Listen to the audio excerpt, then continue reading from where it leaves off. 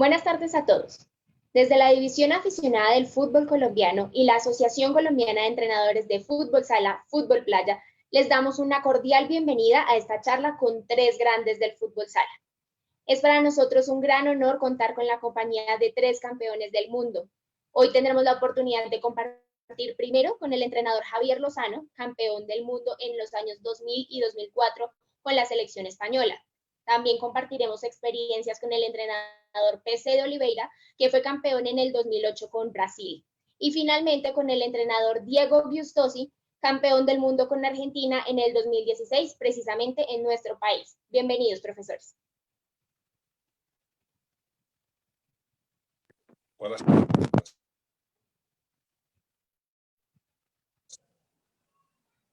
Buenas tardes a todos. Buenas tardes. Buenas tardes, profesores. Bueno, hoy vivimos una cita extraordinaria. Reunir a tres campeones del mundo no lo vamos a hacer todos los días y este es un verdadero privilegio que se lo debemos al pionero del futsal en Colombia, al señor Diego Morales, a quien de antemano le agradezco inmensamente por la invitación y quien fue el encargado de agendar a estos tres tenores del fútbol sala. Te escuchamos, Diego.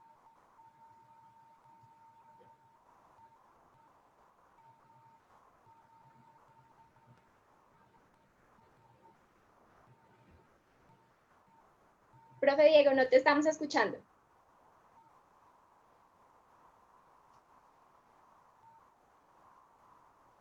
Javier, Diego y PC Oliveira, para mí es una alegría tenerlos unidos, tenerlos juntos porque para Colombia ha sido muy importante y es muy importante la charla de ustedes, el dar todas las vivencias que vamos a tener hoy acá. Es para mí una alegría verdaderamente tenerlos. Tres modelos, una sola pasión.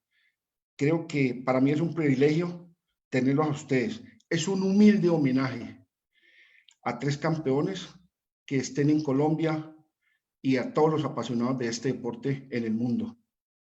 Es un recuerdo que va a ser inolvidable para nosotros. Quiero agradecerle a Carlos Vázquez, el árbitro colombiano, quien fue el que me dio la idea para que hiciéramos esta charla. Y gracias a ustedes que la acogieron y eso me ha gustado. Agradecerle al ingeniero Castro, nuestro director de producción. Y me faltaba el toque femenino. Nuestra periodista Laurita Orjuela, mujer que tiene una pasión grandísima, ¿verdad? Que es una pasión muy grande por el fútbol sala colombiano y por el fútbol sala mundial. Ella es la que nos ha sabido darnos todo lo que es la comunicación a nivel mundial. Laurita, sin más preámbulos, te entrego a estos tres grandes personajes. Muchas gracias, Diego. Bueno, entremos en materia. Profesores Javier, PC, Diego, queremos que esta charla gire en torno a las importantes experiencias que ustedes han tenido como campeones del mundo y los modelos de juego que los llevaron a lograr el éxito. Entonces, vamos con la primera pregunta de una vez. Profesor Javier, empecemos con usted. ¿Cómo define su identidad de juego? Bueno, buenas tardes a todos. Muchísimas gracias por la invitación y esperemos aportar una pequeña ayuda a todo el futsal colombiano. El término identidad es un término profundo, no es algo baladí, es algo más conceptual. Está muy vinculado con los valores, con la filosofía, con la manera de entender el juego. En nuestro caso, yo propondría dos términos para definirlo. El primero es equipo, es decir, el talento individual al servicio del equipo.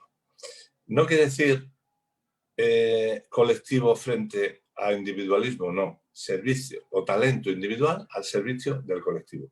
Y luego la otra palabra que definiría la identidad nuestra es equilibrio.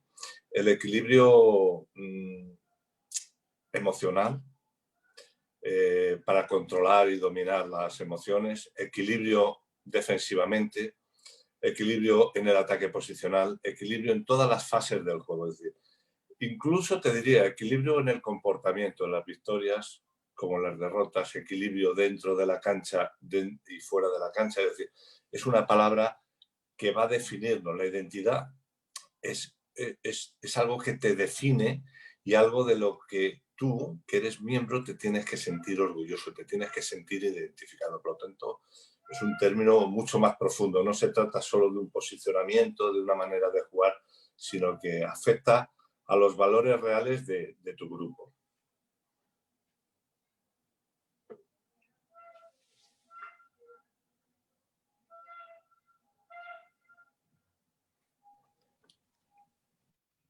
Muchas gracias, profesor. La misma pregunta para el profesor PC. Profesor, ¿cómo define su identidad de juego? Como ha dicho Javier, es complejo hablar de identidad de juego. En mi opinión, para el mundo del futsal, está la identidad junto con la historia del país, con la colonización de este país, principalmente en Sudamérica, para que tenga un modelo exclusivo de este país. Hoy, con la velocidad del conocimiento, a veces está haciendo copias de modelos de otros países. Hay que termos como ejemplo o que ha hecho Javier en España, crear su modelo, o que ha hecho Diego con Argentina, el modelo argentino, o que ha hecho Portugal. Entonces, la identidad es conocer su país, conocer las características de los jugadores, construir un equipo basado en las características de estos jugadores dentro de este país y tener su identidad vinculada a la historia y al estilo de cada país. Colombia ha tenido un mundial espectacular y hemos tenido la oportunidad de ver las características del jugador colombiano. Por eso, conocer las características, el estudio geopolítico para ver dónde están nuestros jugadores, para ver las carencias, a ver por qué no tenemos ejemplo, un pívot de espalda, cómo formar este jugador, de tener personas del futsal voltadas para crear el juego, la manera colombiana de jugar futsal. Creo que esto es el principal para la identidad del juego. Muchas gracias, profesor.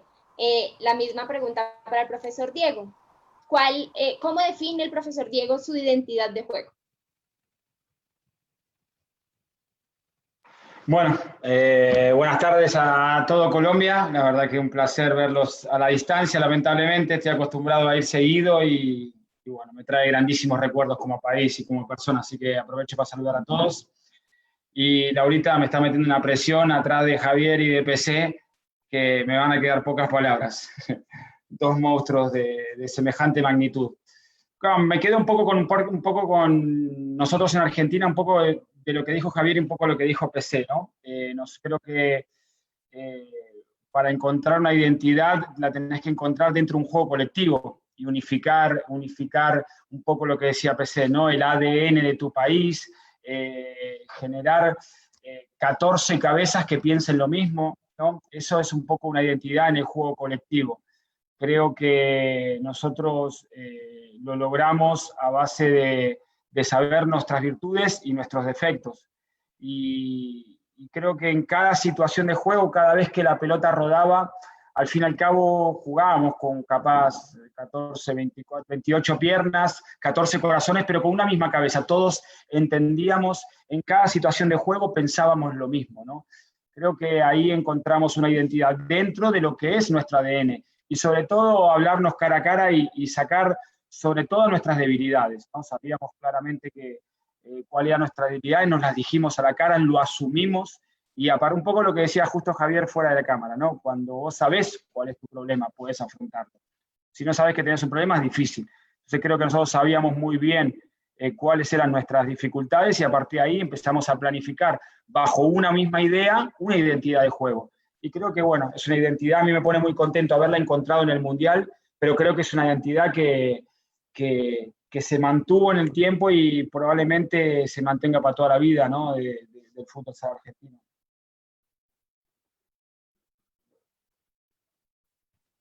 Bueno, muchas gracias a los tres.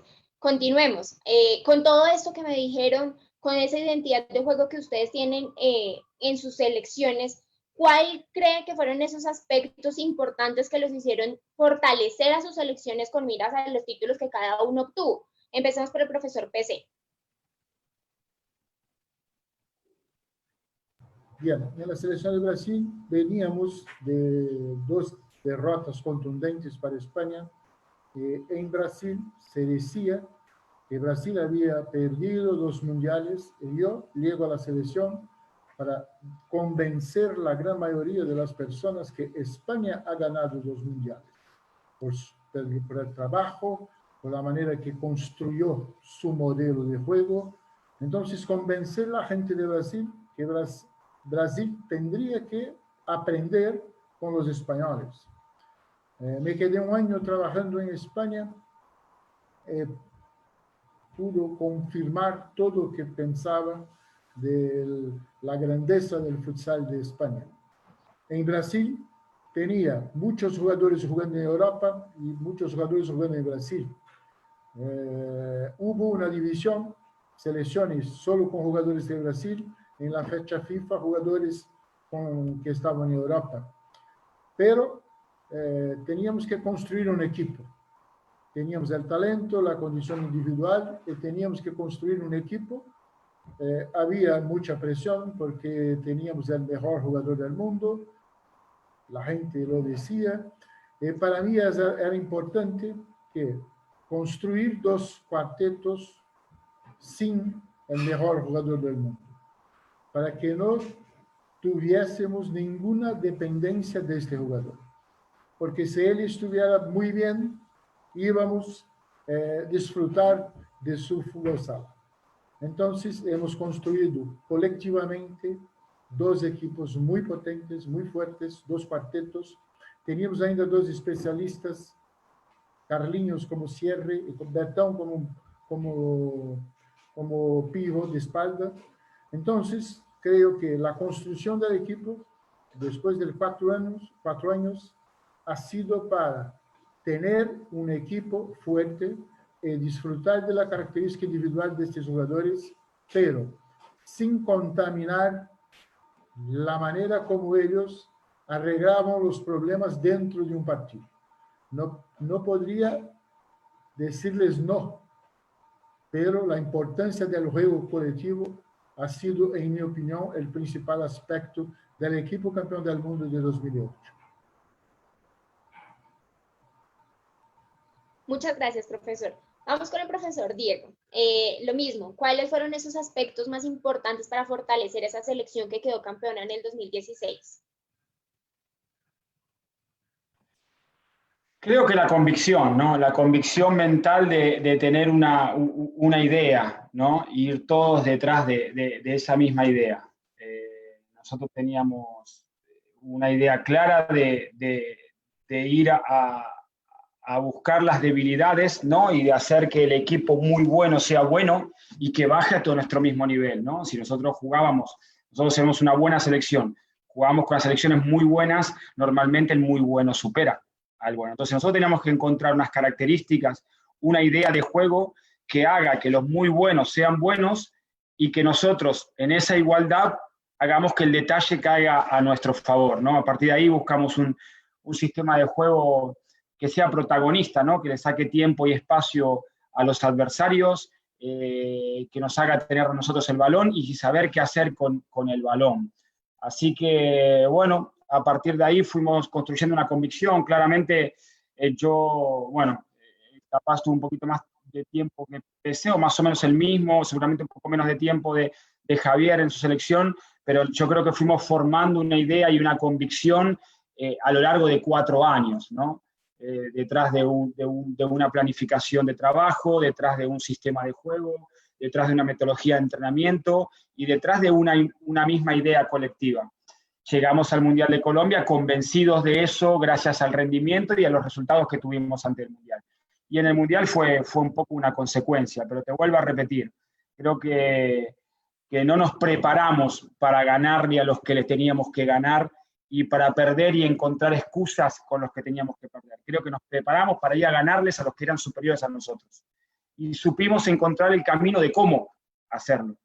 ¿no? Así que creo que esa característica de protagonismo, de salir a buscar los partidos, de salir a asfixiar los rivales, de salir a que el partido se juegue como nos convenía a nosotros y no como les convenía a eso, ¿no? O sea, al fin y al cabo nosotros jugábamos como entrenábamos, no jugábamos como entrenaban los rivales, o el rival cuando tenía la pelota jugaba como ellos querían y nosotros cuando teníamos jugábamos como entrenábamos.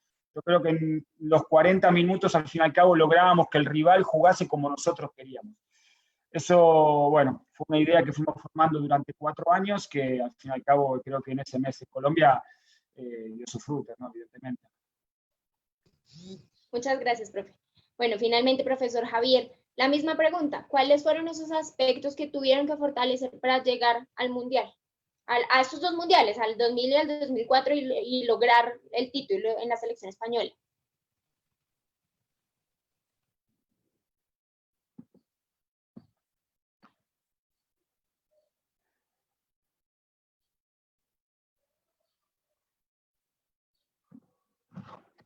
A ver, sí, perdón, digo que en nuestro caso el proceso fue más largo, porque estuve más tiempo. Cuando nosotros llegamos a la selección, España venía de quedar en 9º en el Campeonato del Mundo.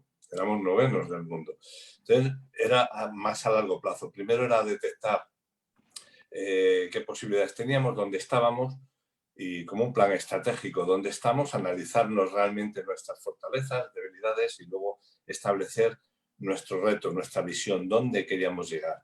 Y fue un proceso. El primer mundial fue prácticamente a los 9 meses de ser nombrado seleccionador, quedamos terceros, y para nosotros el siguiente reto era 4 años más tarde. En España perdimos la final con Brasil, pero nos dimos cuenta de una cosa, que habíamos hecho los deberes en cuanto a modelo de juego. Sabíamos defender bien, atacamos posicionalmente bien, las transiciones bien, o sea, todo lo que obedecía al trabajo más mecánico lo habíamos hecho perfectamente, pero nos dimos cuenta que no estamos preparados mentalmente. Nos dimos cuenta que el ambiente, 19.000 personas, toda la prensa pendiente de nosotros, y sobre todo la figura de Brasil. Seguíamos idealizando a Brasil, y por lo tanto tú no puedes derrocar a un ídolo. Tú, desde el momento que una deidad, un dios, lo conviertes en persona, tiene defectos, es humano, virtudes y defectos, y nosotros todavía veíamos a Brasil como una deidad. Entonces, eso nos hizo ver que no estamos preparados. Nosotros, de hecho, perdimos el partido, ¿no? Ya salimos autojustificados, como decía Diego. Bueno, ya tenemos excusa, hemos llegado a la final, 19.000 personas, récord de audiencia, pero es que es Brasil. Eso nos dimos cuenta que teníamos que cambiarlo. Y a partir de ahí nosotros lo que hicimos fue una labor tremenda, profundísima, en cuestiones de fortalecimiento mental. Empezamos a investigar técnicas de estudio del cerebro, del comportamiento grupal, de la mentalidad. Y bueno, lo solucionamos al año siguiente, que ganamos en un torneo de Singapur, y nos dimos cuenta, de pronto dijimos, mira, hemos traído al grupo terrenal a Brasil. Son humanos, muy buenos, pero humanos. A partir de ahí jugamos el mismo partido. Y eso, además, que lo trabajamos porque era un defecto importantísimo, después, con el tiempo, se nos convirtió en nuestra mayor virtud. Es decir, como veremos en el segundo mundial, con bastante menos talento, con bastante menos recursos técnicos, tácticos, ganamos por cabeza. De una vez que tú ya eres capaz de manejar tu mente, tu fortaleza, muy difícil que dejes de tenerlo. Es una virtud que te acompaña normalmente durante todo tu recorrido. Perfecto, listo. Teniendo esto en cuenta, estos aspectos en cuenta, ahora cuéntenos cuáles creen que fueron esos pequeños detalles que marcaron la diferencia para que cada una de las selecciones de ustedes se llevaran el título. Empecemos con el profesor Diego.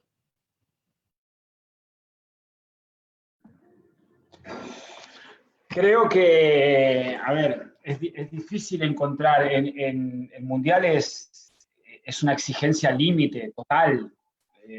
Vos no podés preparar entre partido y partido solo un pequeño detalle.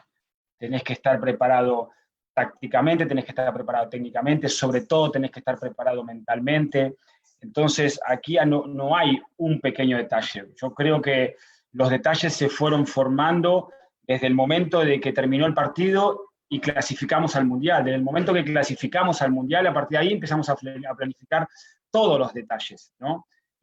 Por ejemplo, de cuánto tiempo entrenar, de cómo entrenar, de cuánto tiempo dedicarle al aspecto físico y al aspecto táctico, de cuántos partidos amistosos jugar, de cómo encontrar el día a día dentro de un mundial, donde tenés tanta presión, donde tenés tanta ansiedad por jugar, cómo preparar el día a día, ¿no? Cómo preparar el entrenamiento. O sea, yo, por ejemplo, tuve el tiempo de preparación preparando a mi equipo sin pensar en el rival, y después, entre partido y partido, yo preparaba al rival, porque mi equipo ya sabía jugar.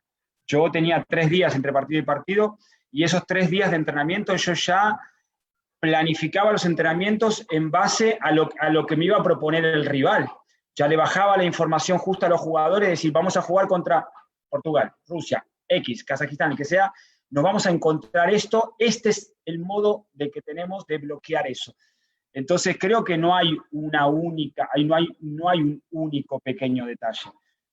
Es un detalle continuo que no tengo la menor duda que en eso creo que acertamos, más que nada porque con el diario del lunes, con el resultado final te das cuenta, pero creo que los detalles los empezamos a pensar desde el momento que le ganamos a Paraguay en las eliminatorias y nos clasificamos al Mundial.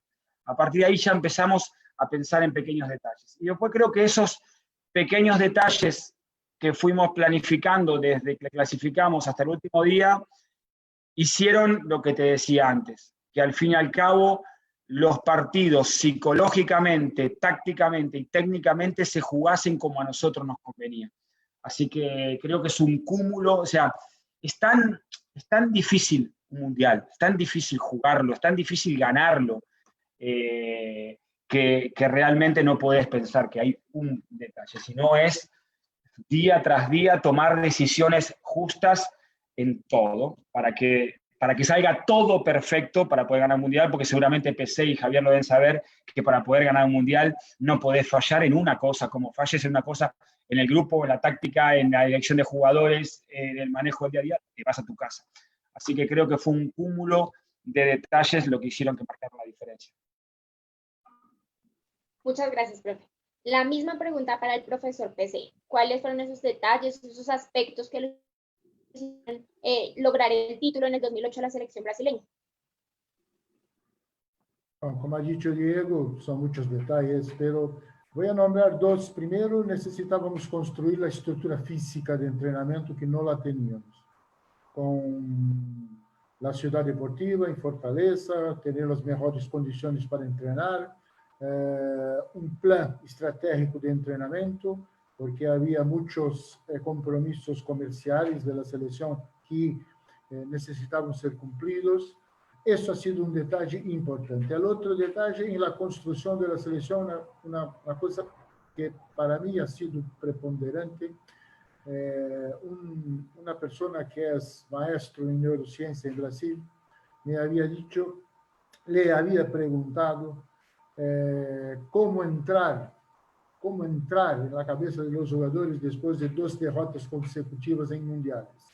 Él me ha dicho que siempre que yo iba a hacer una convocatoria, que contemplase jugadores imprevisibles fuera de sus posiciones. Entonces, teníamos un jugador como Lenicio, que era un pivote espectacular, pero cuando estaba por banda era imprevisible. Vinicius, cuando estaba como pivot, era imprevisible. Schumacher, cuando estaba como pivot, era imprevisible. Entonces, esta persona me había dicho esto, oye, si puedes, la convocatoria, el jugador imprevisible debe estar fuera de su posición original, porque es imprevisible en otra función.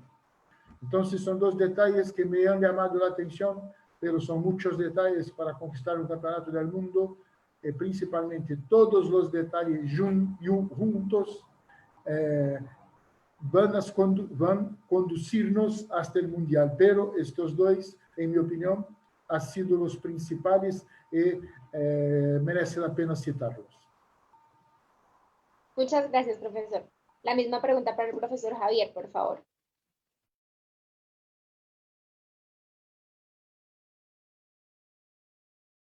Sí, yo no creo en un detalle, sino en el convencimiento de la importancia de los pequeños detalles.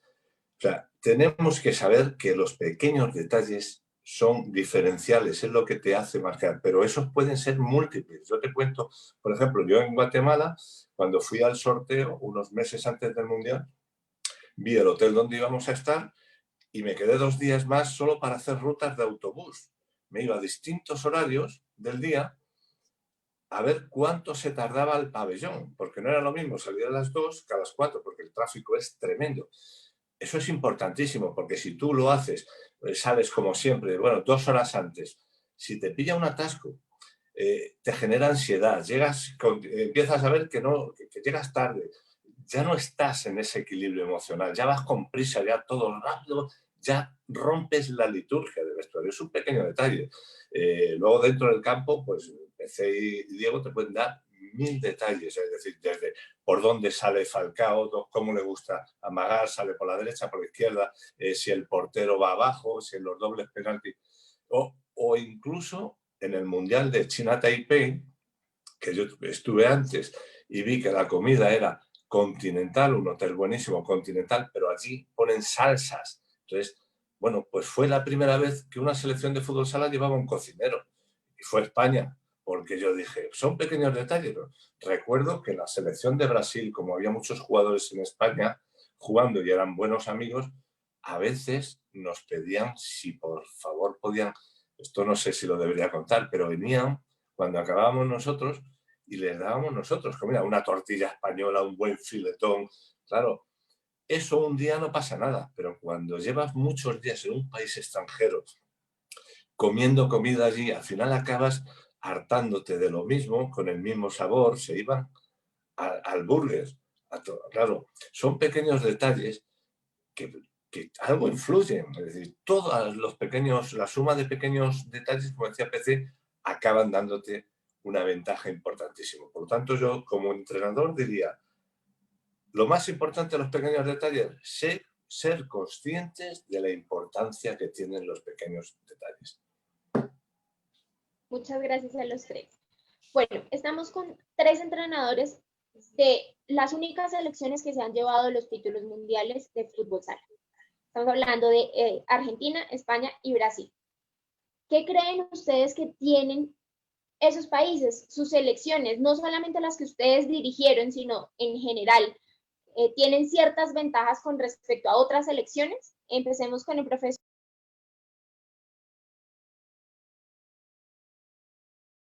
Sí, perdón, es que no te he escuchado. Me has dicho a mí, ¿verdad? Bueno, sí, con el profesor No, Javier. no, a mí. Pues, perdón, es que no he escuchado. Entonces, no, como no hablo, No bueno, vamos. da igual. Hay confianza. Luego Diego me tira de las orejas y PC me respeta mucho más que Diego. Sí. O sea que no hay ningún problema. Bueno, yo creo, mira, vamos a ver. El ser campeón del mundo, el llevar una estrella es un peso, es una responsabilidad, pero te da una autoestima, una autoconfianza tremenda. Pero cuidado que eso tiene una doble lectura. No es lo mismo autoconfianza que soberbia. Y hay una línea muy finita que lo separa. Cuidado que el decir soy campeón del mundo, si es desde el respeto, desde el conocimiento o el autoconocimiento del esfuerzo que conlleva, eso te da una seguridad tremenda. Afrontas cualquier riesgo de esta vida con una soltura y con una autoconfianza, una seguridad tremenda. Pero de ahí a pasar, dar un pasito, decir, bueno, es que yo soy campeón del mundo, yo gano sin salir a la cancha, cuidadito. Y eso es responsabilidad nuestra de los técnicos, de vigilar esos comportamientos, porque es muy fácil.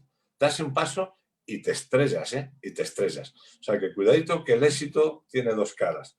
Lo importante es que nosotros la mantengamos en la cara positiva, no la otra. O sea que esa es mi opinión. Listo, profesor, muchas gracias. Vamos con el profesor PC. La misma pregunta. ¿Cree que Brasil como selección tiene alguna ventaja ante otras selecciones? El día de hoy no, porque el equilibrio, el desarrollo del futsal en el mundo, el equilibrio de las selecciones han quitado el favoritismo de Brasil. En nuestro caso, en 2008, había un componente diferente. Estábamos en nuestro país. Se tenía una historia por detrás de selección brasileña de fútbol que había perdido un mundial de 1950 para el Uruguay, que se llama hasta hoy de Maracanazo. La final iba a ser en el pabellón, al lado del Maracaná, Maracanãzinho. Entonces, teníamos una responsabilidad un poco mayor por estar en nuestro país.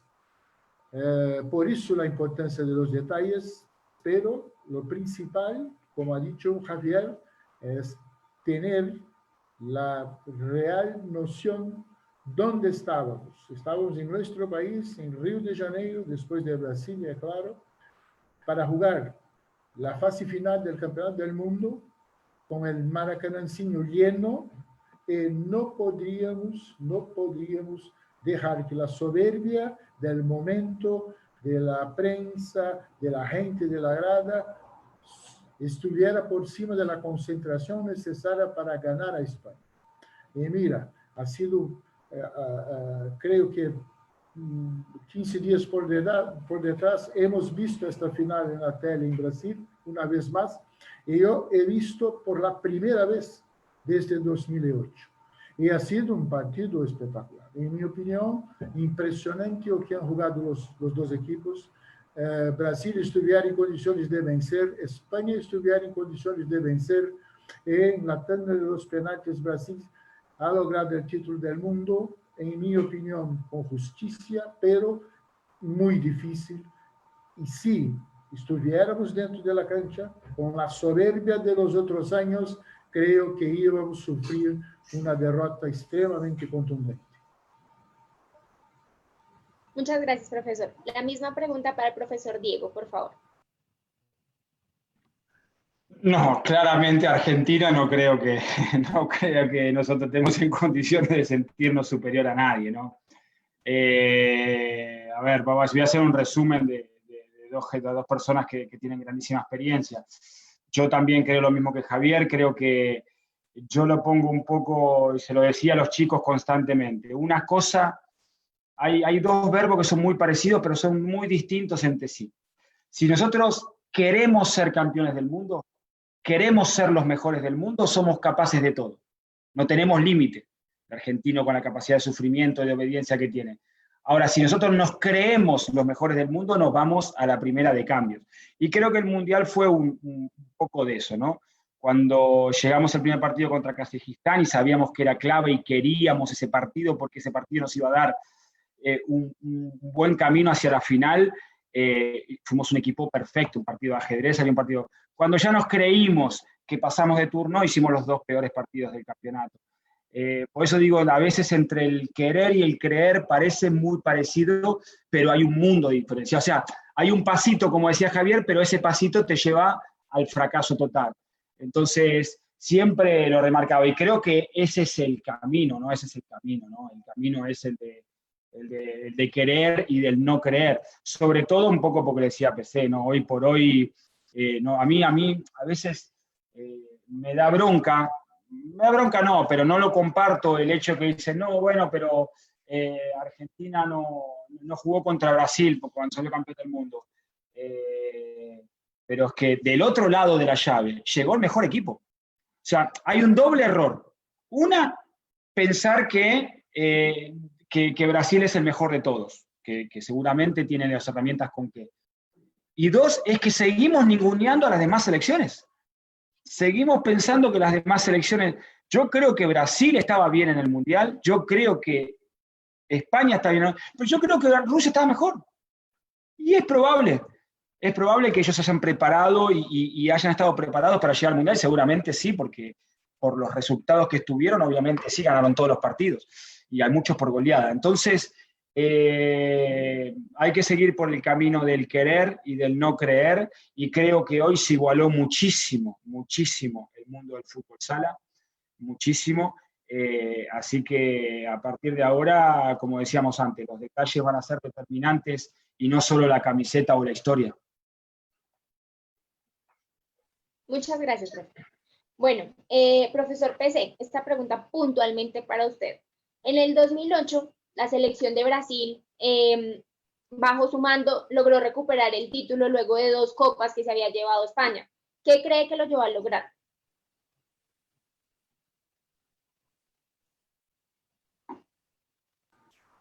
Por favor, ¿puede repetir la pregunta? Sí, señor.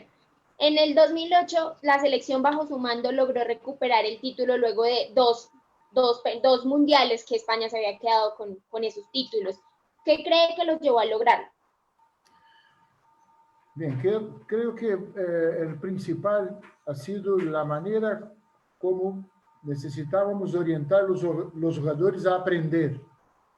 Porque quitar de la cabeza de los jugadores la imagen de que Brasil tenía el mejor futsal del mundo y no necesitaba aprender nada, ha sido para mí el principal reto. Orientar a aprender con los campeones del mundo, pero aprender con todas las escuelas de futsal. Ejemplo, a veces enfrentábamos a Argentina, todavía Diego no era el seleccionador, y siempre estaba defendiendo, estaba siempre con una propuesta de defensa para transiciones. Siempre hablábamos de este tema. Cuando Argentina estuviera en condiciones mentales para agredir, para ir al ataque, para presionar, para que su defensa esté alta. Entonces, estábamos nos preparando para el próximo instante. Ha sido para mí el principal reto de todos. Aprender, orientar a los jugadores a aprender con todas las selecciones. En el Mundial 2008 teníamos la selección de Italia, de vergüenza, con 12 jugadores brasileños naturalizados.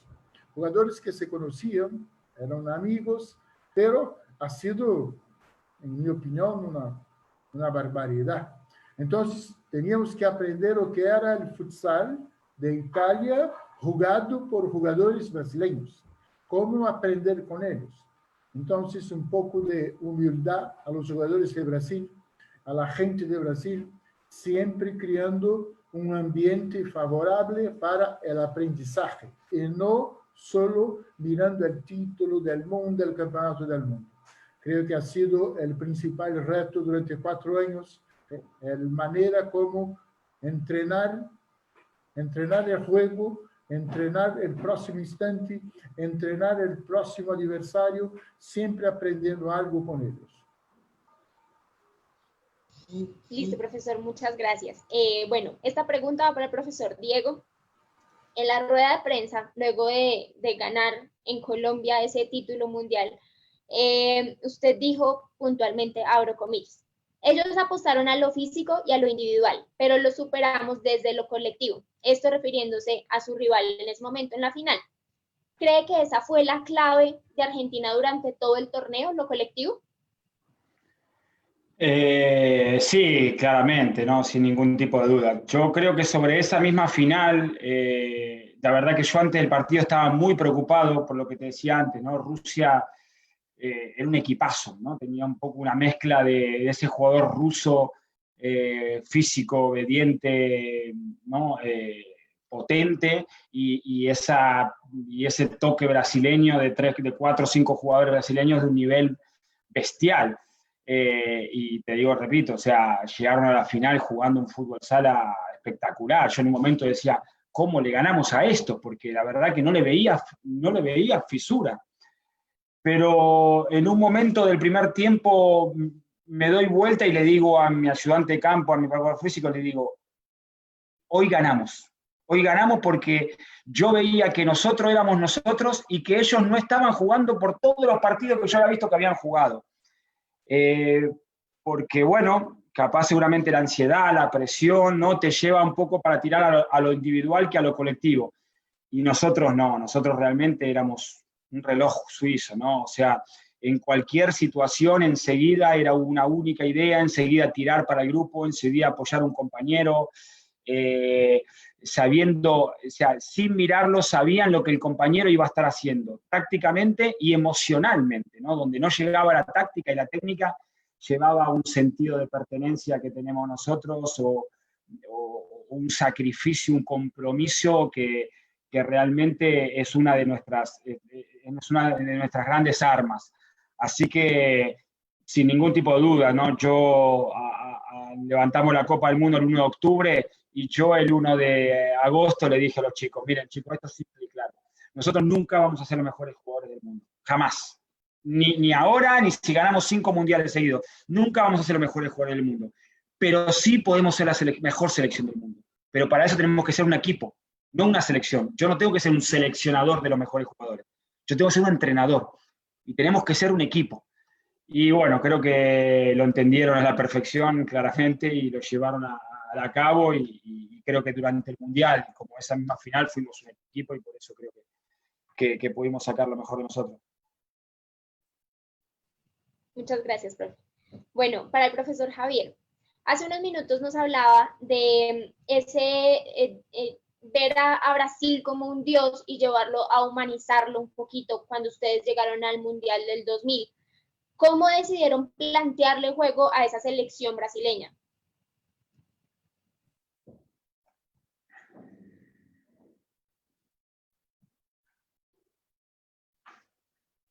Siempre me pasa igual. El trazo grueso lo teníamos el patrón de juego perfectamente, todos los recursos los manejábamos. Pero luego cuando hay un enfrentamiento directo y hay una lectura del rival, evidentemente. Tú tienes que hacer una matriz con tus debilidades y tus fortalezas. Tus debilidades las tienes que esconder y tus fortalezas hacerlas mucho más grandes, y al contrario que el rival. En este caso, en Brasil, el Brasil de Guatemala era un Brasil que lo había ganado todo, tenía un equipazo, no, lo siguiente, Falcao apenas jugaba. Ellos venían muy crecidos, pero además tenían lo que yo entendí como debilidad táctica, y es que marcaban al hombre, pero 100%, es decir, ellos no tenían sistema defensivo, no tenían organización defensiva, defendían muy bien, conceptualmente uno para uno defendían muy bien, apretaban muy bien el balón, intentaban robar, tenían posición básica defensiva, pero no tenían organización defensiva. Eso nos daba una ventaja, y es que nosotros teníamos que jugar mucho de 4, con apoyos muy cortitos y con rupturas sin balón constantes. ¿Por qué? Primero, porque Brasil, con esa ansiedad de que son los mejores, o eran los mejores hasta ese momento, no iba a tener paciencia. Por lo tanto, iban a cometer muchas faltas. Y segundo, porque no tenían coberturas, por lo tanto, tú jugando de 4 les llevabas donde querías, les colocabas como querías. Primero les desgastabas mentalmente para que cometieran faltas, porque llegaba un momento que no tenían balón y Brasil no podía, era como una ofensa, no podía no tener el balón. Y por lo tanto, les precipitaba emocionalmente y físicamente, era un desgaste tremendo, pero luego es que además les colocabas como querías. Entonces, al final, hay varios goles donde nosotros, después de muchas rotaciones, porque nosotros el objetivo inicial de jugar de 4 no era llegar a la portería rival, sino primero descolocarles, buscar su precipitación, y luego después la ocasión aparecía. Evidentemente, casi siempre hay un gol donde Javi Sánchez, que es nuestro pívot, está emparejado con el pívot de Brasil. Evidentemente, con una finta de engaño le manda 2 metros para allá, recibe un pase en diagonal y mete a gol. Es decir, porque ellos no tenían organización defensiva. Entonces teníamos que aprovechar eso. Creo que, de hecho, marcamos ese gol por haberle desorganizado. El penalti es un error, evidentemente, que llegamos con una triangulación, y luego 2 dobles penaltis, es decir, que cometieron faltas por ese estado de ansiedad que les provocaba nuestra estrategia, que era manejar mucho el balón, que ellos lo tuvieran poco, apoyos cortitos y desorganizarles, ¿no? Luego con PC Él se dio cuenta y entonces tuvo que trabajar fundamentalmente en la organización del juego. Ya no valía con ser los mejores técnicamente, que eran maravillosos.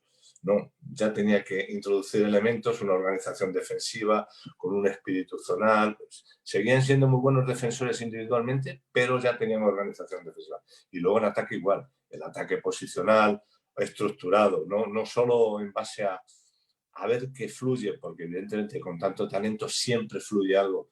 Pero si además tienes unos patrones tácticos, unos esquemas tácticos de ataque posicional, te ayuda muchísimo más. Tienes un guión.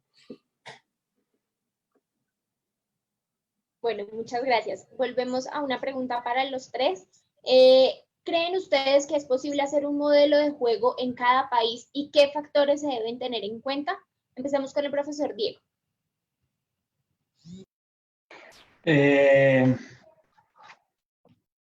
Bueno, creo que PC lo dijo antes, ¿no? Encontrar el ADN de cada país, ¿no? Y no copiar y pegar como hoy por hoy se hace en este mundo globalizado de Internet. Creo que eso es una grandísima verdad. Yo creo que es posible. Creo que es algo que en Sudamérica todavía estamos lejos de lograrlo. Trabajé 5 años y lo vi en todas las categorías. Pero bueno, hay que encontrar una idea y a partir de ahí hay que encontrar los caminos que conducen a esa única idea, ¿no? Yo siempre digo lo mismo. La inseguridad hace muchísimo daño al bien común. Muchísimo daño. Si uno es inseguro, enseguida va a pensar más en lo individual que en lo colectivo. Y a veces uno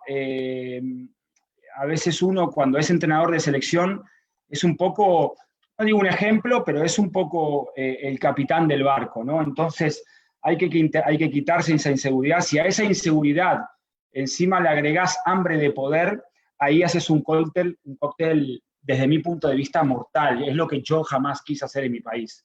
Jamás quise abusar de poder y jamás quise ser inseguro de mis ideas. Llegué con una misma idea, con una única idea, pero con la humildad de que todos, desde cada uno, desde ese lugar, respetando roles, pueden ser partícipes de un país.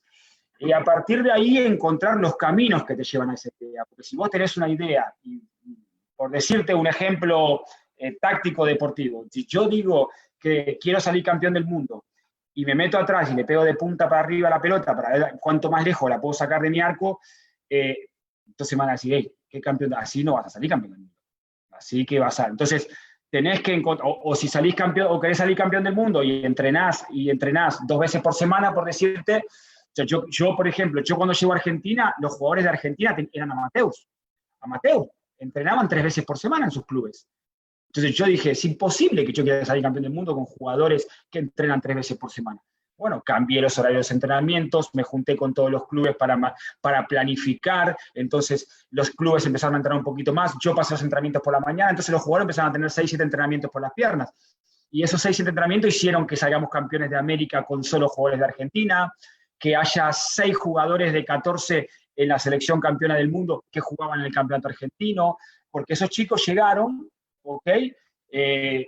Entonces, tenés que tener una idea clara, segura, ¿ok? Humilde, y a partir de ahí encontrar los caminos, ¿ok? Que sean idénticos, que los principios y los conceptos sean idénticos, que se vean reflejadas en esa idea, que esos caminos terminen en la idea.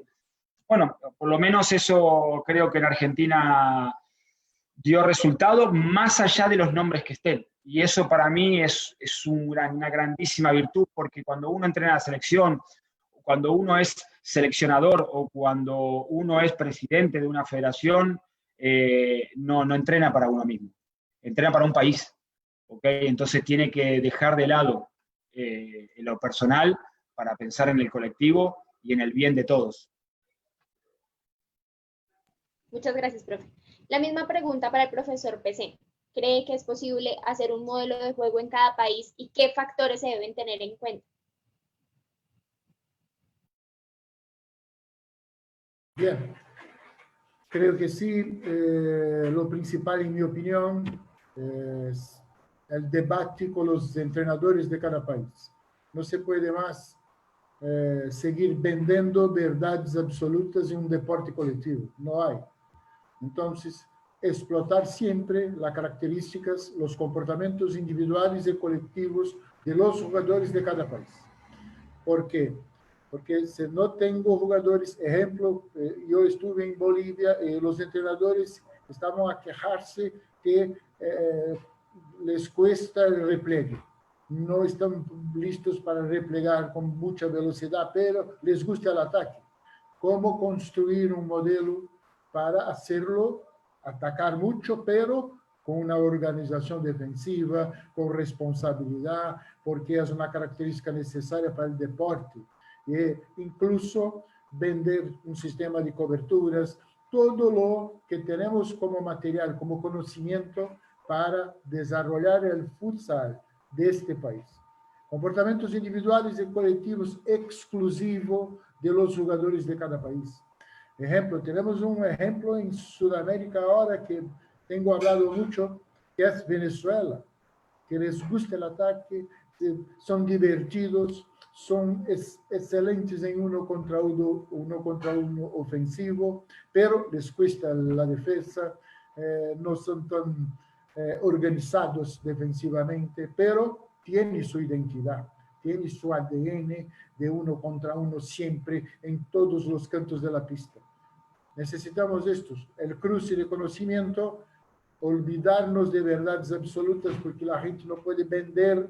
Y nosotros, entrenadores que hemos tenido el privilegio de salirnos campeones del mundo, estamos aquí debatiendo que no hay verdades absolutas, no hay una fórmula segura para esto. Entonces, buscar en cada país la mejor característica de esos jugadores.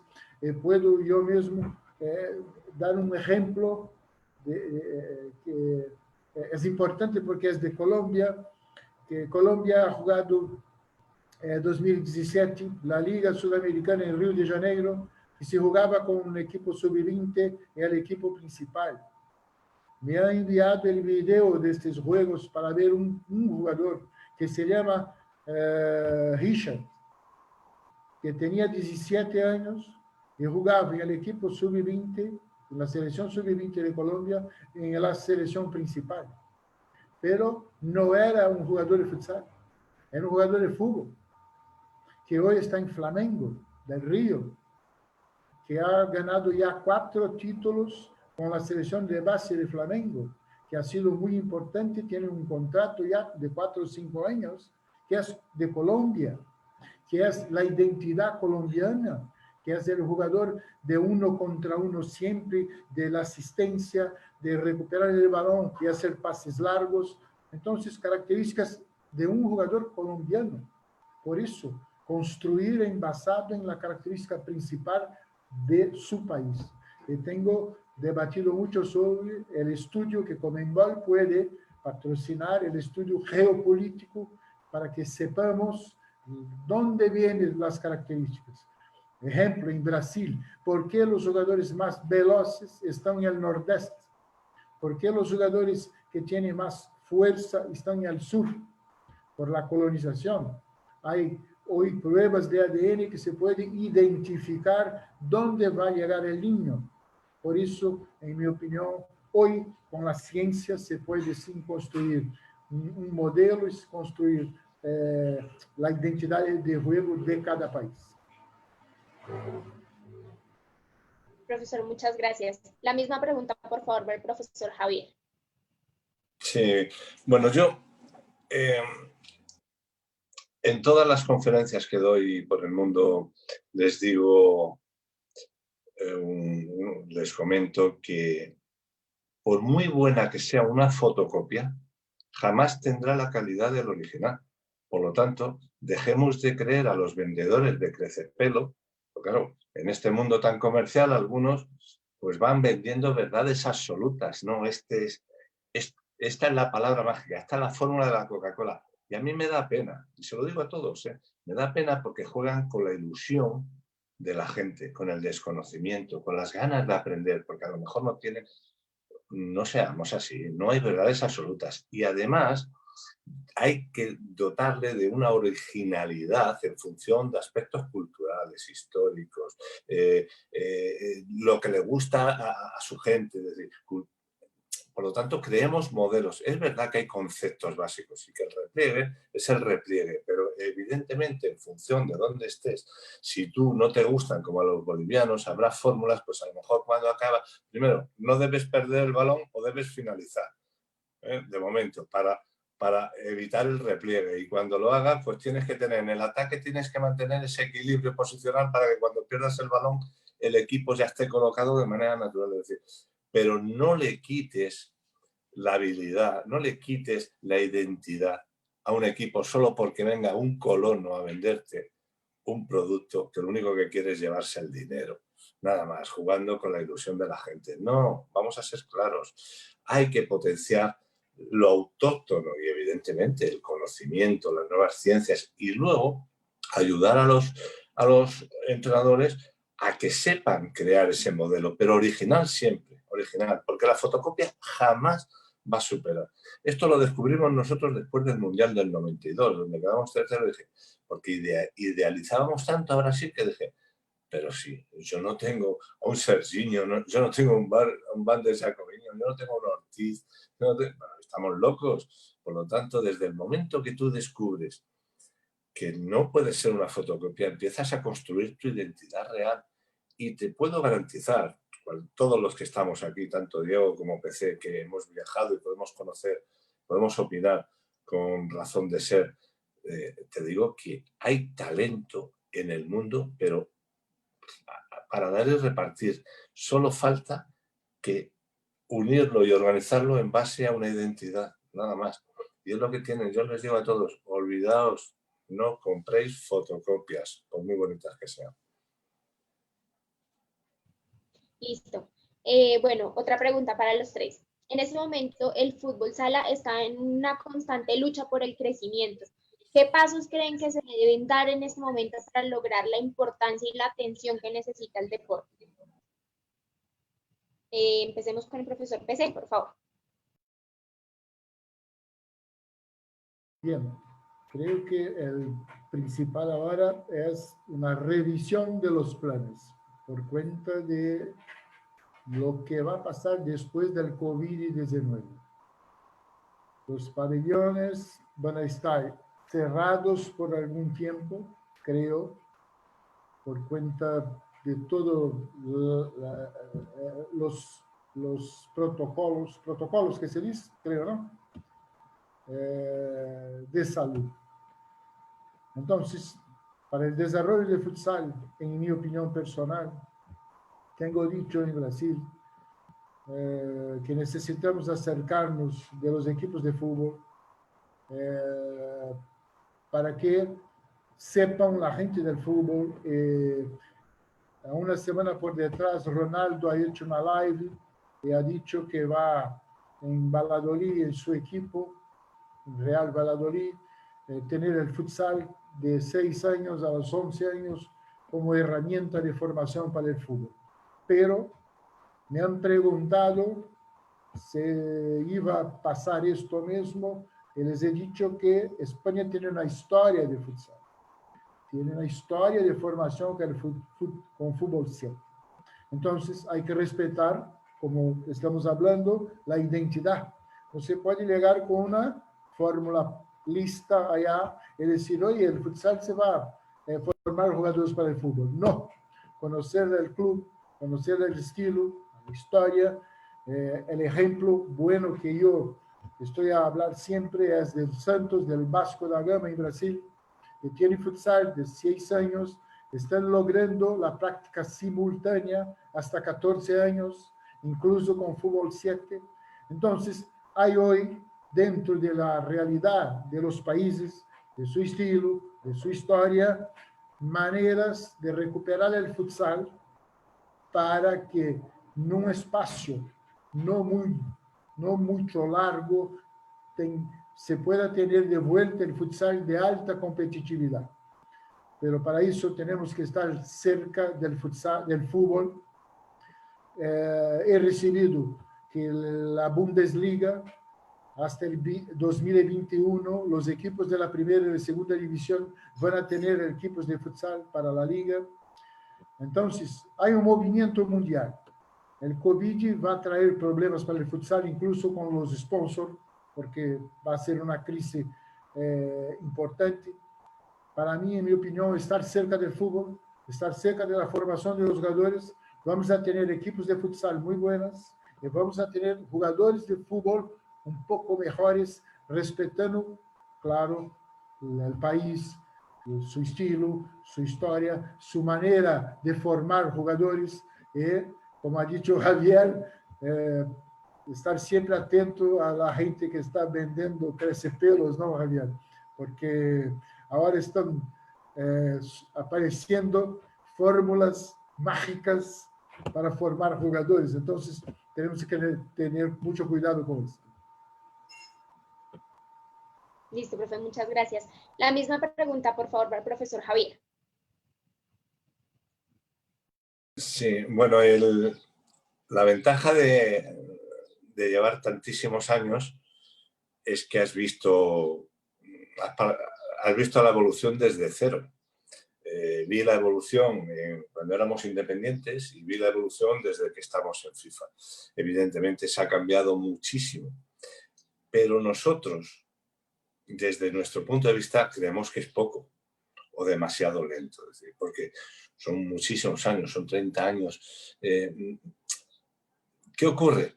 Que yo creo que sí que está calando a nivel nacional, a nivel de confederaciones se está trabajando muy bien y ha sido un salto tremendo. Cada vez vienen dirigentes más jóvenes al fútbol y por lo tanto entienden al futsal como un fenómeno natural, no como el reducto donde iban los que no valían para el fútbol, que es lo que yo he vivido durante muchos años. Yo he estado y muy bien en la federación un montón de años y tenía que a veces, bueno, callarme y escuchar cosas, es decir, era una convicción, el futsal era para el que no valía, entonces estaba ahí, pero tampoco le dábamos mucha bola.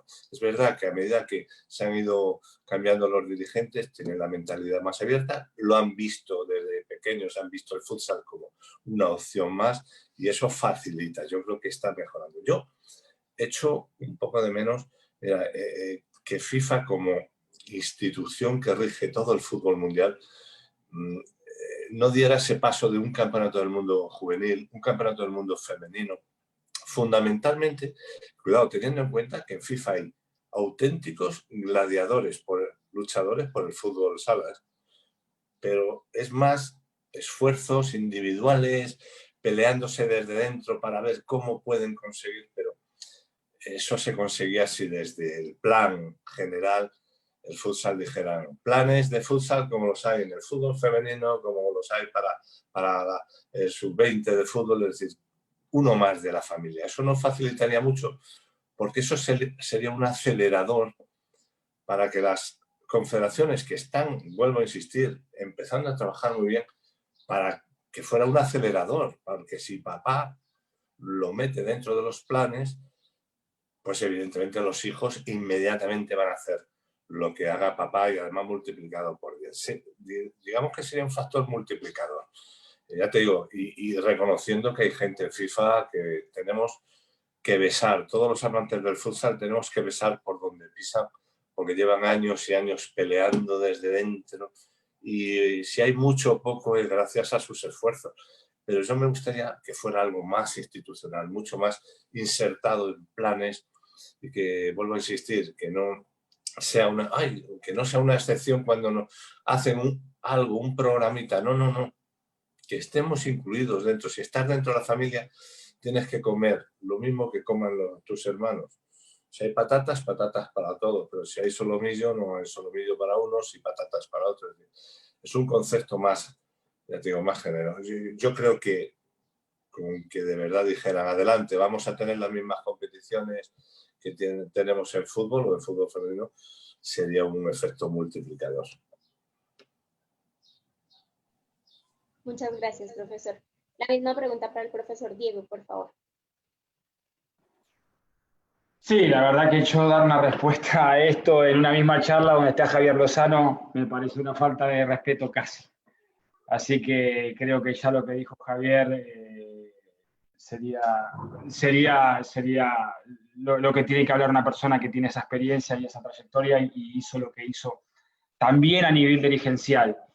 Yo, para no meterme en un tema, te vuelvo a repetir, estando Javier, yo lo que diría como sudamericano y amante del futsal y de Sudamérica, cada vez y más ahora que estoy del otro lado del mundo y estoy del otro lado del charco, me hago todavía más sudamericano y voy con la bandera de Sudamérica y de la Conmebol, no de Argentina, de Sudamérica y de la Conmebol. Yo creo que nosotros lo que tendríamos que hacer es darle más calidad a lo que nos dan. Yo a veces escucho críticas. Si yo tengo un estado de situación y un informe, que ahora obviamente no me da el tiempo para hablar, pero mira, justamente Javier lo decía y le pedí a papá que nos dé las mismas competiciones a nosotros que le dan a otros. Y nosotros en Conmebol lo tenemos. Nosotros en Conmebol tenemos competencia sub-18, que no la tiene en ningún lugar del mundo. Nosotros tenemos competencia de femenino, que no la tiene en ningún lugar del mundo. Tenemos juveniles de femenino, que no tienen. Tenemos Liga Sudamericana, que no tiene ningún lugar del mundo. Okay, tenemos Copa América y eliminatorias, no que Copa América funciona como eliminatoria. A nosotros nos están dando todas las herramientas, todas, y nos dan un presupuesto para hacer torneos. Ahora lo tenemos que vender muchísimo mejor, porque nosotros seguimos pidiendo, pero ¿quién se mira a su propio ombligo y qué damos nosotros? ¿Qué damos nosotros? Entonces, yo creo que nosotros en Sudamérica, para no hablar a nivel mundial, porque creo que Javier está mucho más capacitado que yo para hablar de esto, creo que en Sudamérica, que sí lo sé, creo que tenemos que darle más calidad a todo lo que nos están dando, porque nuestro papá nos lo da. Casi igual que el fútbol, nos los da. Entonces, ojalá que encontremos la capacidad de darle calidad y venderlo todavía muchísimo mejor al mundo de lo que tenemos. Es lo único que puedo opinar. Bueno, creo que en este momento nos están viendo muchos entrenadores y esta pregunta que les voy a hacer es bastante valiosa para ellos. ¿Cuáles creen que son esos elementos que ustedes utilizan como entrenadores para que sus equipos, no solamente las selecciones que fueron campeonas, sino los equipos que dirigen, logren el aprendizaje de sus conceptos y los logren aplicar? Empecemos con el profesor Diego, por favor.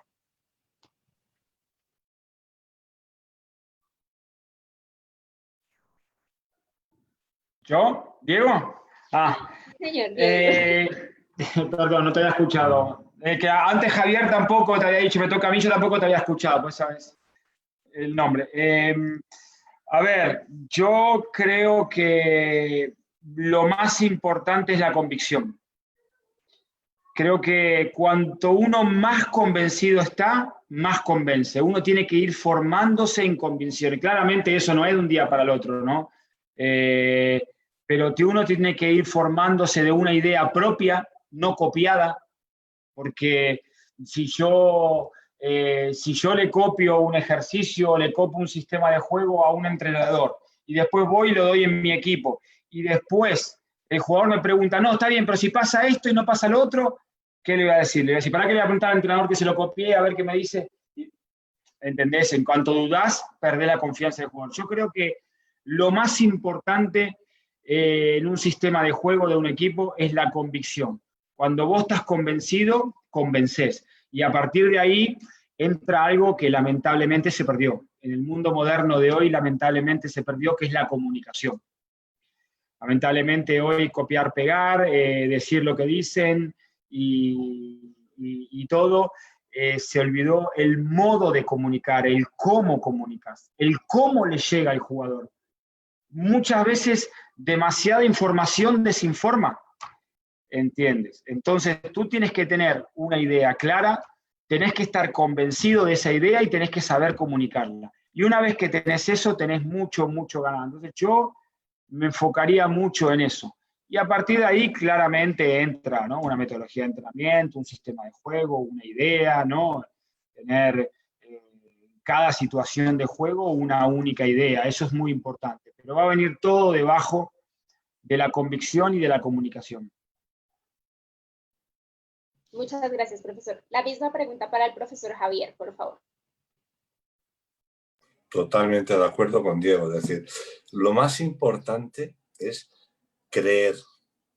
Pero, claro, para creer, no solo decir, venga, tienes que creer, no. Hay varias habilidades. Es la comunicación. El entrenador tiene que saber explicarles qué van a hacer, para qué van a hacer, por qué hay que trabajarlo. Es decir, y además lo tiene que hacer bajarse al nivel del jugador. No decir yo soy el entrenador y pontificar, no, te tienes que adaptar, tienes que ser empático, tienes que entenderle, tienes que saber escucharle y saber cómo comunicar. Y luego viene una metodología que evidentemente tiene que ser de menos a más, de lo simple a lo complejo, es decir, tienes que hacer una serie de ejercicios que no el que coges en internet, sino el que te sirve a ti para automatizar lo que tú quieres que el jugador automatice. Es decir, y utilizar los refuerzos positivos, porque el objetivo general no se consigue de 0 a 100. Hay objetivos intermedios. Es muy importante que cuando tú estás intentando transmitir y el jugador aprender unos conceptos nuevos, necesitas refuerzos. Ha salido mal, pero muy bien, pero fantástico. Es decir, él necesita que vaya creyendo en lo que hace. Primero entenderlo, que para eso está la comunicación, como decía Diego. Tienes que saber cómo transmitírselo y que él entienda para qué y por qué hace eso, incluso cuándo debe hacerlo.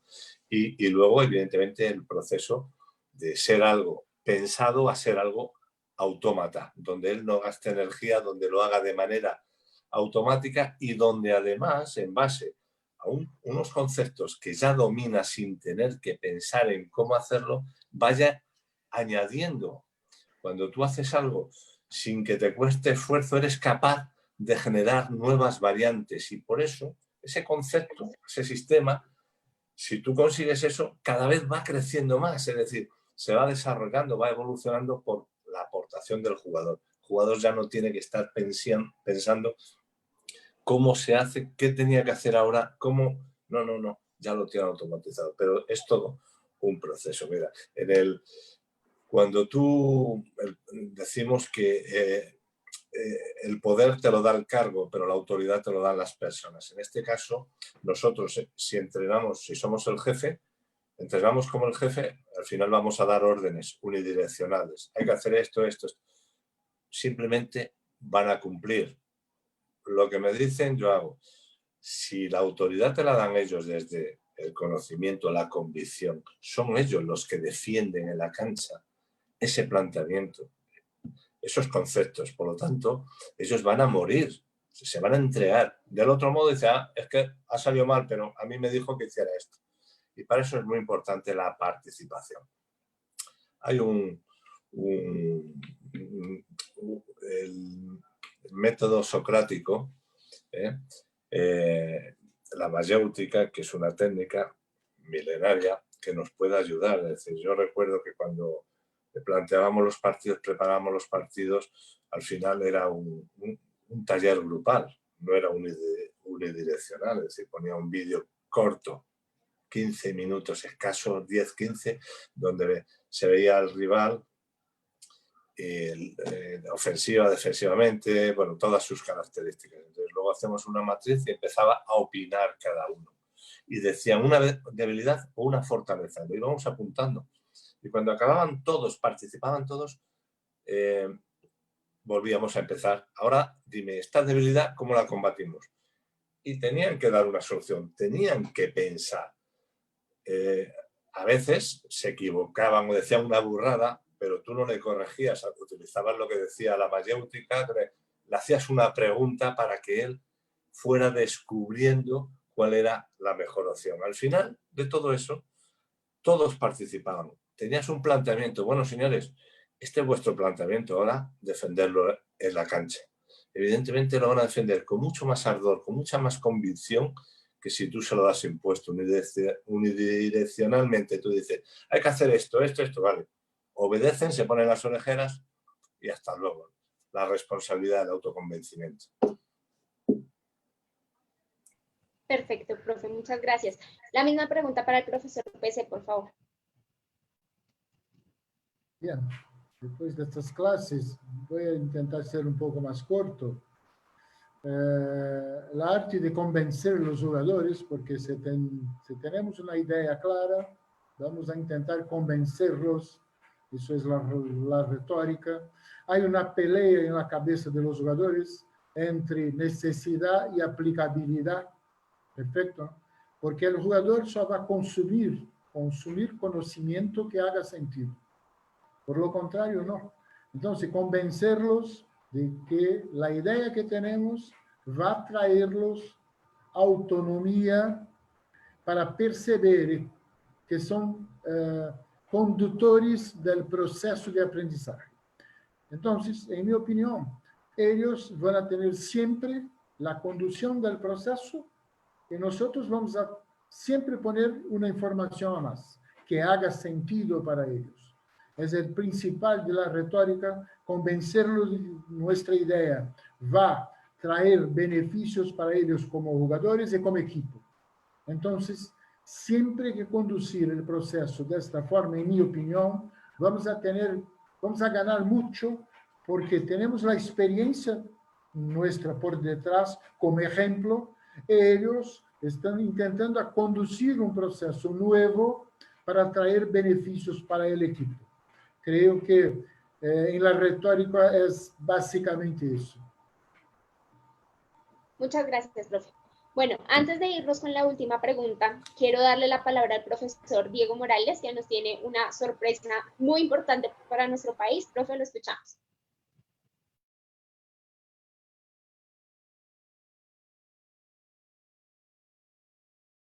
Muchas gracias, Laurita. Profes, para mí es una alegría ver que un entrenador nuestro, joven, muy joven, sacó este libro y lo quería presentar acá, para que ustedes lo vieran, que es algo que para nosotros es importante, es el inicio también de que empecemos a escribir o que nuestros entrenadores inicien a escribir sus experiencias.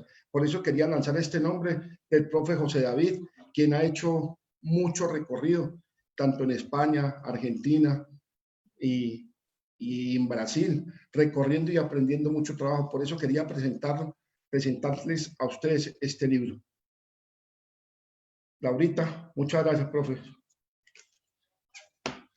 Bueno, para mí, en lo personal, me da una gran alegría ver que este es el primer libro, lo estábamos hablando con el profe Diego antes de iniciar la transmisión, es el primer libro de fútbol sala que sale en Colombia y le doy mis felicitaciones al profe David por esto. Bueno, vamos con la última pregunta, también para los tres. Ya para terminar, es imposible no preguntarles su opinión sobre el futsal colombiano. ¿Cómo lo ven? ¿Cómo han visto este transcurso de los últimos años? ¿Y qué creen que viene para el futsal colombiano? Empecemos con el profesor Javier.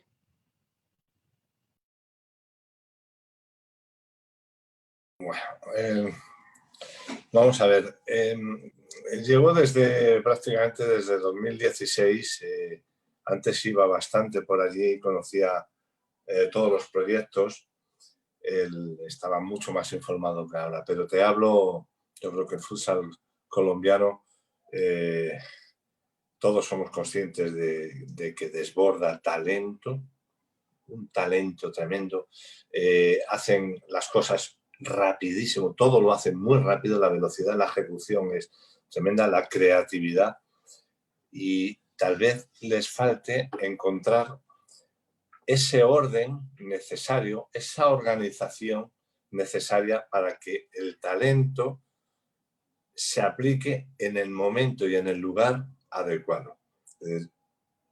La organización lo que te da es mayor equilibrio, utilizando la palabra, el mantra de toda mi exposición, el equilibrio, tener ese equilibrio, es decir, para que te protege, el equilibrio te protege para que el talento pueda salir de manera más efectiva, que cada vez que utilices el talento no suponga una merma más que un beneficio. Es decir, pero al final tenéis las armas, solo hace falta hacer la organización que yo creo sinceramente que es donde más carencias tenéis o donde más necesidades, más que carencias, más necesidades. Yo espero que con la creación de esta asociación de entrenadores se empiecen a compartir proyectos, conocimientos y se empiece a construir una idea, un esquema de lo que debe ser el futsal colombiano. Talento puro y tenéis que trabajar un poquito más en lo que es la organización deportiva. Muchas gracias, profesor. La misma pregunta para el profesor Pese, por favor. Importante el libro, importante documentar los buenos trabajos. Hemos hablado de esto. En Sudamérica no tenemos, por veces no damos la importancia de documentar los buenos trabajos. Entonces es importante este libro. Es importante saber que el estoque de conocimiento está en la cabeza de los jugadores. Entonces, como ha dicho Javier, son veloces, son creativos, pero necesitan ser conducidos organizadamente para el estilo colombiano de jugar futsal. Creo que eso es lo más importante para que cuando se va a jugar contra Colombia, enfrentar Colombia en va a enfrentar el futsal colombiano y no un futsal que tiene, sabe, un trozo de cada país. Importante que esté siempre buscando el conocimiento en la cabeza de los jugadores, que sepan las opiniones de ellos, que busquen con ellos por qué lo hacen, por qué no lo hacen, y explotar sus principales características, incluso la velocidad y el 1 contra 1 ofensivo. Creo que el futsal colombiano está a un nivel arriba en Sudamérica ya hace algunos años y necesita dar un paso adelante. Javier ha sido muy feliz. Ese paso necesita ser en la organización del equipo, en la organización de todo el que está alrededor del futsal de Colombia. Muchas gracias, profe. Bueno, terminemos con el profesor Diego. La misma pregunta, por favor. Bueno, tengo la suerte de ir todos los años a Colombia, del 2016. La verdad que es un país distinto. La verdad que es un país donde da placer ir y donde no te cansás de volver, ¿no?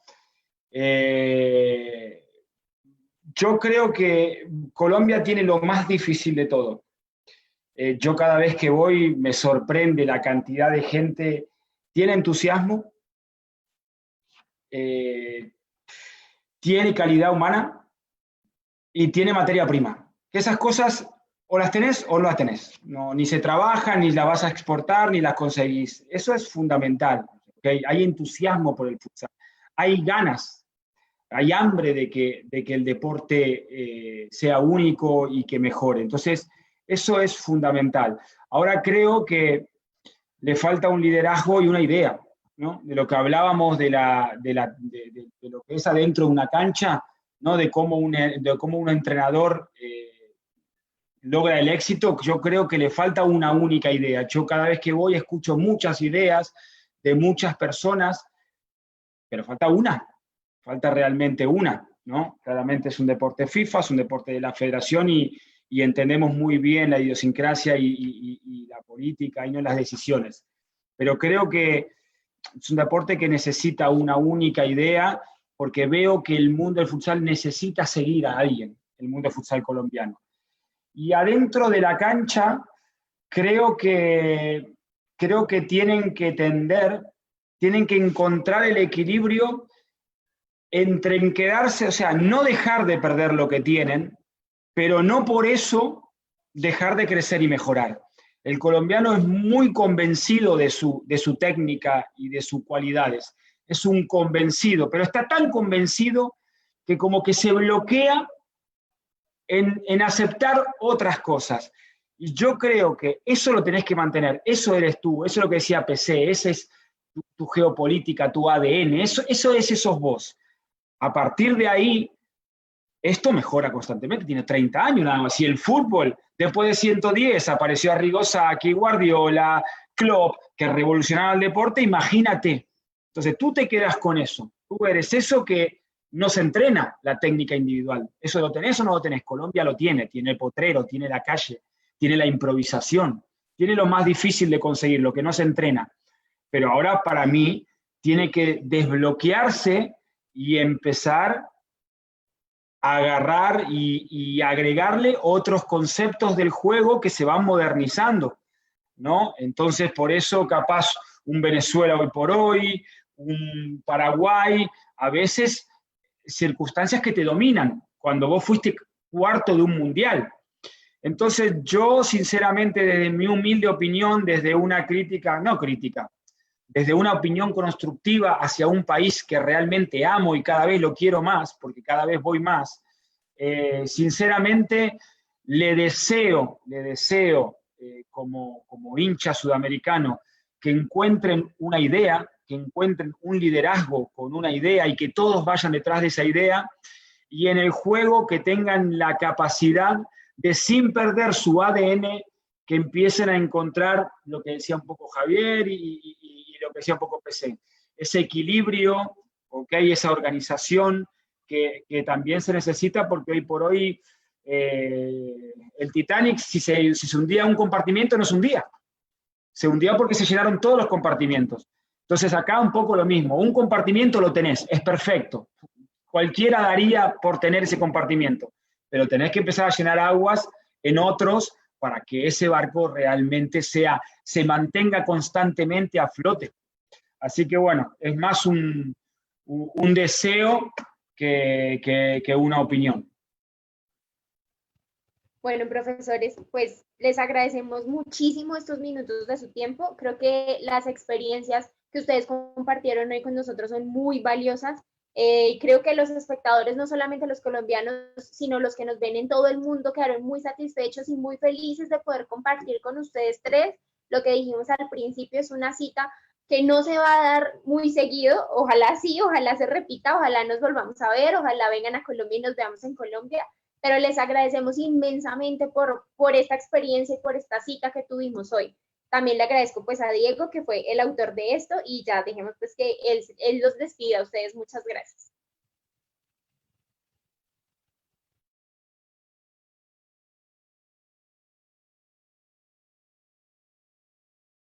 Sí. Bueno, simplemente dar de nuevo las gracias a Diego, que es el alma mater. Diego es un líder, un guía incansable, y a todo su equipo y evidentemente a la Asociación de Entrenadores les deseo mucha suerte. Tienen una gran responsabilidad, y es crear una escuela, y una escuela no es solo una reunión de técnicos, es como decía PC y Diego, es crear una idea, un modelo de futsal colombiano, y para eso necesita mucha vocación, que es lo que tienen ellos, muchas horas, mucho esfuerzo. Y nada, a todos los oyentes, muchísimas gracias por aguantarnos, y a todos vosotros mucho éxito y muchísimas gracias. Diego, PC, un abrazo muy fuerte, y al otro Diego, al anfitrión, al líder, Diego, a mi guía, un abrazo fuerte también. Javier, muchas gracias. Javier, muchas gracias. PC, muchas gracias. Diego, muchas gracias. Verdad que ha sido muy enriquecedora. Esta charla fue muy linda. Mil gracias. Feliz tarde. Gracias a todos. Fuerte abrazo, Laura. Fuerte abrazo, Diego. Abrazo, Herbert. Diego, fuerte abrazo. Un saludo y un placer.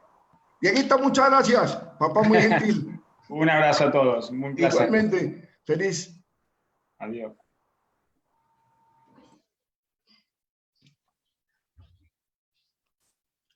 Laurita, ¿cómo nos fue, don Ever? Laurita, antes de que les diga... Súper bien, súper bien. Laurita, felicitaciones. Muchas gracias. Excelente. Perfecto salió. Chévere, salió muy bonita, muy linda.